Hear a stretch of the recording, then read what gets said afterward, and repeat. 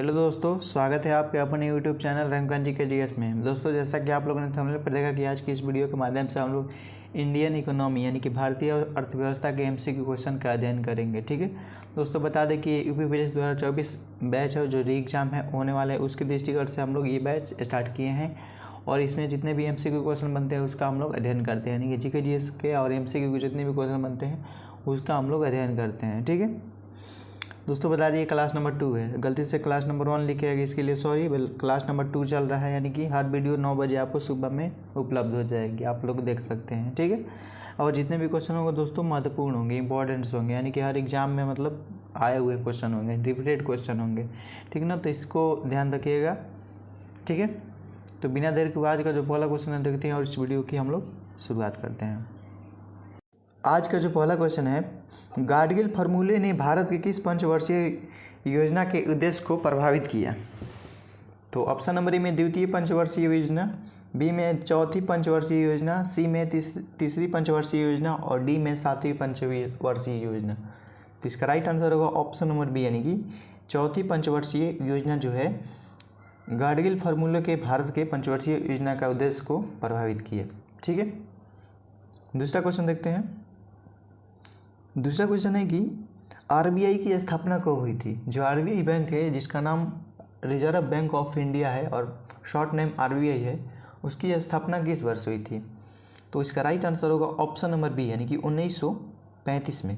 B इसका right answer होगा। ठीक है, अगला क्वेश्चन, तीसरा क्वेश्चन, सर्वाधिक कर राजस्व वाले भारतीय राज्य का नाम बताइए। मतलब जो सबसे अधिक कर देते हैं वो कौन से राज्य हैं? तो ऑप्शन नंबर ए में आंध्र प्रदेश, बी में उत्तर प्रदेश, सी में कर्नाटका, डी में महाराष्ट्र। तो इसका राइट आंसर होगा ऑप्शन नंबर डी, यानी कि महाराष्ट्र जो है सबसे अधिक कर देने वाला राज्य है, भारतीय राज्य। ठीक है, डी इसका राइट आंसर होगा। अगला क्वेश्चन, चौथा क्वेश्चन, निम्नलिखित में से कौन सा सार्वजनिक क्षेत्र का बैंक ब्रिक्स देशों के न्यू डेवलपमेंट बैंक को ऋण प्राप्त करेगा, यानी कि लोन देगा? तो ऑप्शन नंबर ए में केनरा बैंक, बी में पंजाब नेशनल बैंक, सी में है आईसीआईसी बैंक और डी में भारतीय स्टेट बैंक, जिसको हम एसबीआई बोलते हैं। ठीक है, स्टेट बैंक ऑफ इंडिया इसका फुल नेम होता है। तो इसका राइट आंसर होगा ऑप्शन नंबर ए, यानी कि केनरा बैंक जो है सबसे ऋण प्राप्त करने वाला बैंक है भारतीय न्यू डेवलपमेंट के अनुसार। ठीक है, अगला क्वेश्चन, पांचवा क्वेश्चन, निम्नलिखित में से किस देश ने हाल ही में 2015 में दुनिया के सबसे बड़ा चावल निर्यातक के रूप में थाईलैंड को पीछे छोड़ दिया? सबसे पहले तो थाईलैंड चावल उत्पादक में 2015 से पहले सही था, ठीक, मतलब सबसे प्रथम पर था। लेकिन 2015 में के बाद दुनिया के सबसे बड़े चावल निर्यातक को जो थाईलैंड है उसको कौन सा देश है जो पीछे छोड़ दिया? तो ऑप्शन नंबर ए में भारत, बी में म्यांमार, सी में चीन और डी में वियतनाम।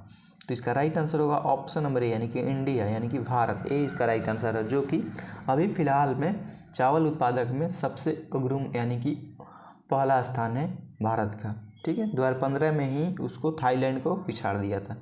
ठीक है, अगला क्वेश्चन, छठा क्वेश्चन आज का, भारत सरकार ने हाल ही में शुरू की गई प्रधानमंत्री कृषि सिंचाई योजना के साथ एकीकृत करने का निर्णय लिया। मतलब क्या है, मतलब एकजुट करने का निर्णय लिया? तो ऑप्शन नंबर में महात्मा गांधी राष्ट्रीय ग्रामीण रोजगार गारंटी अधिनियम, जिसको नरेगा बोलते हैं, बी में राष्ट्रीय ग्रामीण आजीविका मिशन, सी में हरियाली और डी में है त्वरित सिंचाई लाभ प्रोग्राम। तो इसका राइट आंसर होगा ऑप्शन नंबर ए, यानी कि महात्मा गांधी राष्ट्रीय ग्रामीण रोजगार गारंटी अधिनियम। ए इसका राइट आंसर होगा।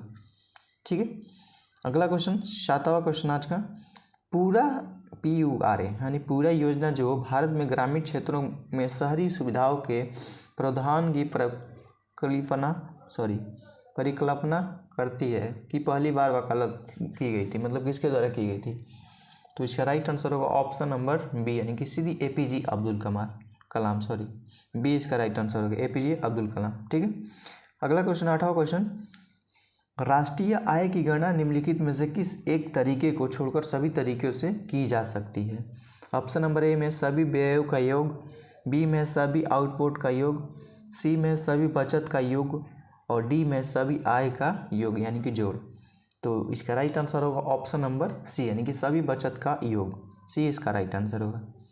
अगला क्वेश्चन देखते हैं, 9वां क्वेश्चन, 9वां क्वेश्चन है कि राष्ट्रीय संदर्भ में निम्नलिखित में से कौन सा बृहत दृष्टिकोण को इंगित करता है। ऑप्शन नंबर ए भारत की मुद्रास्फीति, बी में वाटू शू कंपनी की बिक्री, सी में यूको ओमा का निर्यात और डी में रेलवे का आय। तो इसका राइट आंसर होगा ऑप्शन नंबर सी यानी कि यूको को आर्मों का निर्यात, सी इसका राइट आंसर होगा। ठीक है दोस्तों, अगला क्वेश्चन देखते हैं 10वां क्वेश्चन। भारतीय स्टेट बैंक को पहले किस नाम से, मतलब जो नाम है उसका पुराना नाम है उससे मतलब किस नाम से जाना जाता है। Option number A Imperial Bank of India, B में केनरा बैंक, सी में सिंडिकेट बैंक और डी में भारतीय सहकारी बैंक। तो इसका राइट आंसर होगा ऑप्शन नंबर ए यानी कि एसबीआई का पुराना नाम इंपीरियल बैंक ऑफ इंडिया। ठीक है, जिसको हम भारतीय स्टेट बैंक अभी फ़िलहाल में वर्तमान में बोलते हैं, लेकिन इसका पुराना नाम था इंपीरियल बैंक ऑफ इंडिया। ठीक है, अगला क्वेश्चन देखते हैं 11वां क्वेश्चन। 1 रुपये के नोट पर हस्ताक्षर होते हैं, मतलब किसके होते हैं।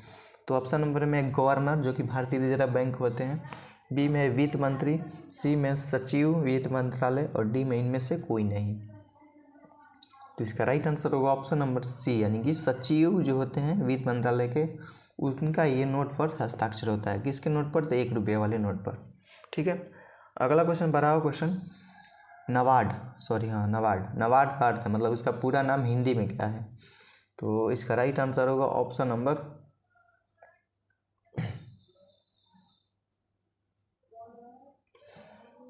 बी यानी कि National Bank for Agriculture and Rural, B इसका राइट आंसर होगा। ठीक है, अगला क्वेश्चन देखते हैं 13वां क्वेश्चन। नबार्ड का अर्थ है, जो अर्थ है उसका क्या है। तो इसका राइट आंसर होगा ऑप्शन नंबर बी यानी कि National Bank for Agriculture and rural. Sorry, ये 2 बार रिपीट हो गया है, इसके लिए सॉरी। अगला क्वेश्चन 14वां क्वेश्चन। हाँ, राष्ट्रीय दृष्टिकोण से निम्नलिखित में से कौन सा सूक्ष्म दृष्टिकोण को इंगित करता है। तो ऑप्शन नंबर है भारत के प्रति व्यक्तिगत आय, बी में टिस्को के बिक्री का अध्ययन, सी में भारत की मुद्रास्फीति और डी में भारत में शिक्षित बेरोजगारी। तो इसका राइट आंसर होगा ऑप्शन नंबर टिस्को की बिक्री का अध्ययन यानी कि बी इसका राइट आंसर होगा। ठीक है, अगला क्वेश्चन देखते हैं 15वां क्वेश्चन। कृषि किस प्रकार की भारतीय औद्योगिक विकास को बढ़ावा देती है। तो इसका राइट आंसर होगा ऑप्शन नंबर डी यानी कि दिए गए सभी, मतलब दिए गए सभी में कौन कौन है।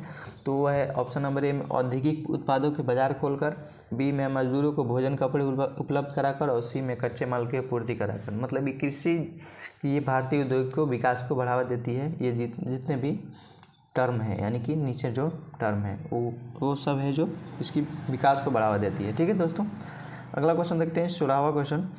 भारतीय औद्योगिक विकास बैंक की स्थापना की गई थी, मतलब कब की गई थी। तो इसका राइट आंसर होगा ऑप्शन नंबर सी यानी कि जुलाई 1964 में, सी इसका राइट आंसर होगा। ठीक है, अगला क्वेश्चन देखते हैं 17वां क्वेश्चन। गरीबी हटाओ का नारा निम्नलिखित में से शामिल था, मतलब किस योजना में शामिल था। तो इसका राइट आंसर होगा ऑप्शन नंबर सी यानी कि 5वीं योजना, यानी कि पंचवर्षीय योजना में 5वीं योजना जो है गरीबी हटाओ का नारा का शामिल था। ठीक है दोस्तों, अगला क्वेश्चन 18वां क्वेश्चन। कौन सा बैंक कृषि एवं ग्रामीण वित्त की आवश्यकताओं तक सीमित है। तो ऑप्शन नंबर ए में आरबीआई, बी में है एसबीआई, सी में है आईएफसी और डी में है नबार्ड। तो इसका राइट आंसर होगा ऑप्शन नंबर डी यानी कि नबार्ड। ठीक है, अगला क्वेश्चन 19वां क्वेश्चन। भारतीय अर्थव्यवस्था एक है, मतलब क्या है। तो ये है मिश्रित अर्थव्यवस्था, बी इसका राइट आंसर होगा। ठीक है, अगला क्वेश्चन देखते हैं 20वां क्वेश्चन। डॉक्टर पीवी राव समिति निम्नलिखित में से किसके संबंधित है। तो इसका राइट आंसर होगा ऑप्शन नंबर बी यानी कि रक्षा यानी कि प्रोटेक्शन के से संबंधित है, बी इसका राइट आंसर होगा। अगला क्वेश्चन 21वां क्वेश्चन। अंतिम उपाय का ऋणदाता है, मतलब कौन है। अंतिम जो लास्ट उपाय है उसके ऋणदाता कौन है। तो इसका राइट आंसर होगा ऑप्शन नंबर डी यानी कि RBI, reserve bank of India, D इसका राइट आंसर होगा। अगला क्वेश्चन 22वां क्वेश्चन। 12वीं पंचवर्षीय योजना की अवधि कब तक थी। तो ये थी ऑप्शन नंबर डी यानी कि 1 अप्रैल 2012 से 31 मार्च 2017 तक थी 12वीं पंचवर्षीय योजना की अवधि। ठीक है, डी इसका राइट आंसर होगा। अगला क्वेश्चन 23वां क्वेश्चन। इंपीरियल बैंक का गठन किस वर्ष हुआ था। जो इंपीरियल बैंक था उसका गठन कब हुआ था।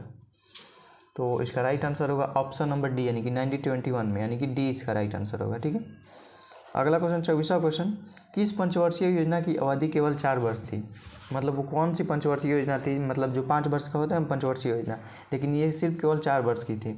तो इसका राइट आंसर होगा ऑप्शन नंबर सी, यानी कि पांचवा जो पंचवर्षीय योजना था इसकी अवधि काल केवल 4 वर्ष थी, यानी कि सी इसका राइट आंसर होगा। अगला क्वेश्चन 25वां क्वेश्चन, खदानों के लिए न्यूनतम समर्थन मूल्य किस वर्ष शुरू किया गया? जो खदानों हैं उसके लिए न्यूनतम जो समर्थन मूल्य है वो किस वर्ष शुरू हुआ? तो इसका राइट आंसर होगा ऑप्शन नंबर सी, यानी कि 1974, यानी कि 1974 में। सी इसका राइट आंसर होगा। अगला क्वेश्चन 26वां क्वेश्चन, भारत में सभी राष्ट्रीयकृत वाणिज्य बैंकों की बचत खातों पर ब्याज दर निर्धारित की जाती है। तो इसका राइट आंसर होगा ऑप्शन नंबर डी, यानी कि भारतीय रिजर्व बैंक के द्वारा ये की जाती है। डी इसका राइट आंसर होगा। अगला क्वेश्चन 27वां क्वेश्चन, निम्नलिखित में से कौन सा भारत की निजी उद्योग दीर्घकालिक ऋण वितरित करता है? तो इसका राइट आंसर होगा ऑप्शन नंबर डी, यानी कि भूमि विकास बैंक। डी इसका राइट आंसर होगा। ठीक है। अगला क्वेश्चन 28वां क्वेश्चन, कृषि को स्थलीय समुदाय के आय, आजीविका और अवसरों के समाधान के रूप में काम करना चाहिए, कथन किसके द्वारा किया गया, मतलब कहा गया है? तो इसका राइट आंसर होगा ऑप्शन नंबर डी, यानी कि डॉक्टर एम.एस. स्वाभिमान। ठीक है, डी इसका राइट आंसर होगा।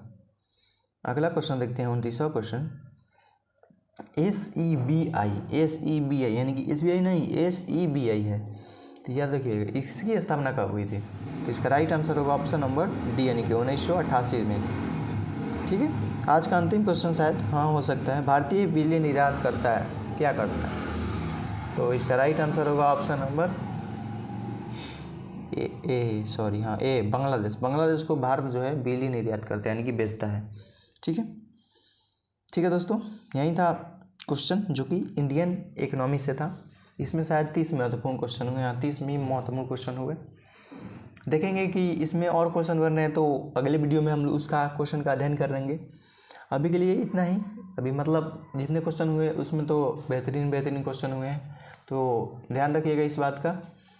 यदि अच्छा लगा तो लाइक, सब्सक्राइब एंड कमेंट जरूर कीजिएगा, और मिलते हैं नए वीडियो नए टॉपिक के साथ। और दोस्तों टाइमिंग बता दें इसकी 9 बजे टाइमिंग है, और SSC CHSL बैच की अभी चल रही है। कब से मतलब कब तक फीस फिक्स की जाएगी इसकी, तो इंतज़ार कीजिए SSC CHSL बैच का। अभी UP पुलिस का एग्ज़ाम है, उसका तैयारी कीजिए। अभी के लिए bye, take care, love you.